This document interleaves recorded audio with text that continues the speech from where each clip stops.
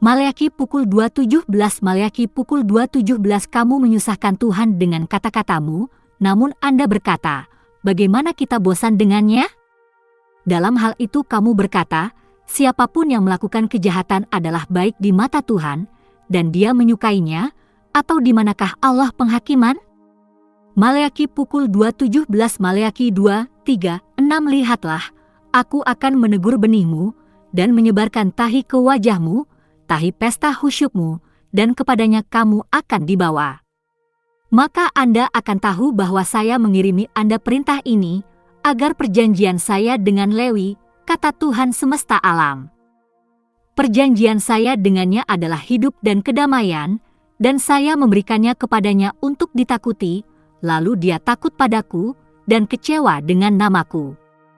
Hukum kebenaran ada di mulutnya, dan kesalahan tidak ditemukan di bibirnya, berjalan dengan saya dalam damai dan kebenaran, dan berbalik banyak dari kejahatan. Maleakhi 2:3-6 Komentar. Di mana dewa keadilan? Pertanyaan diskusi mengapa hal baik bisa terjadi pada orang jahat. Ayat 1 Yesus menunjukkan dalam Matius pukul 11:10 bahwa Yohanes Pembaptis adalah utusannya. Bagaimana dia mempersiapkan jalan Tuhan? Ayat 2 bagaimana ayat-ayat ini berhubungan dengan Yesus memasuki bait suci dalam Matius 21:12-16? Bagaimana perasaan akan datangnya penghakiman memengaruhi perilaku Anda? Ayat 5 apa saja contoh modern dari orang-orang ini? Jika manusia tidak memiliki rasa takut akan Tuhan, ide seperti apa yang memotivasi mereka untuk menjalani kehidupan yang baik? Ayat 6 mengapa beberapa memiliki kesan bahwa Tuhan, seperti yang diungkapkan dalam Perjanjian Lama, berubah seperti yang diungkapkan dalam Perjanjian Baru? Bagaimana ayat ini berhubungan dengan Maleakhi 1:1-5? Referensi silang ayat 1 dan Matius pukul 11:10 inilah dia yang tertulis, Aku akan mengutus utusanku sebelum kamu, yang akan mempersiapkan jalanmu sebelum kamu.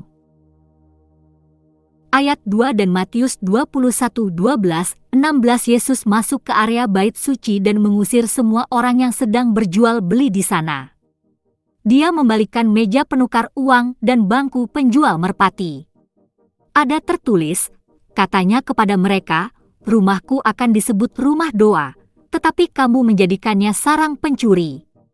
Orang buta dan lumpuh datang kepadanya di kuil, dan dia menyembuhkan mereka.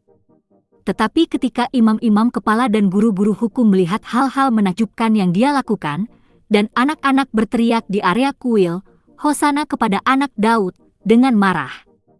Apakah kamu mendengar apa yang dikatakan anak-anak ini? Mereka bertanya kepadanya. Ya, jawab Yesus, pernahkah kamu membaca, dari bibir anak-anak dan bayi-bayi kamu memerintahkan pujian? Ayat 3 dan 1 Petrus 1:6-7 Dalam hal ini kamu sangat bersukacita, meskipun sekarang untuk sesaat kamu mungkin harus menderita dalam segala macam pencobaan. Ini datang agar iman Anda yang nilainya lebih besar daripada emas, yang dapat binasa bahkan jika dimurnikan dengan api, dapat dibuktikan asli dan menghasilkan pujian, kemuliaan dan kehormatan ketika Yesus Kristus dinyatakan. Ayat 5 dan Wahyu 21:8 Tetapi orang pengecut, orang yang tidak percaya, orang keji, pembunuh, orang yang tidak bermoral, orang yang mempraktekkan ilmu sihir, penyembah berhala dan semua pendusta tempat mereka akan berada di lautan api dari belerang yang menyala. Ini adalah kematian kedua. Ayat 6 dan Yakobus pukul 1:17 Setiap pemberian yang baik dan setiap pemberian yang sempurna berasal dari atas, turun dari Bapa penerang surgawi, yang tidak berubah seperti bayangan yang bergeser. Pengakuan iman Tuhan Yesus Kristus Saya mengakui dosa-dosa saya, dan saya bertobat dari dosa-dosa saya, dan saya mengakui Tuhan Yesus Kristus sebagai satu-satunya dan cukup juru selamat hidup saya, menulis nama saya dalam buku kehidupan. Kisah Para Rasul 2:21 Dan akan terjadi bahwa setiap orang yang memanggil nama Tuhan akan diselamatkan. Kisah Para Rasul pukul 2:21 Wahyu 21:8 Tapi pengecut, kafir, bejat, pembunuh, cabul, sihir, penyembah berhala dan semua pendusta, tempat mereka akan berada di lautan api yang terbakar dengan belerang. Ini adalah kematian kedua.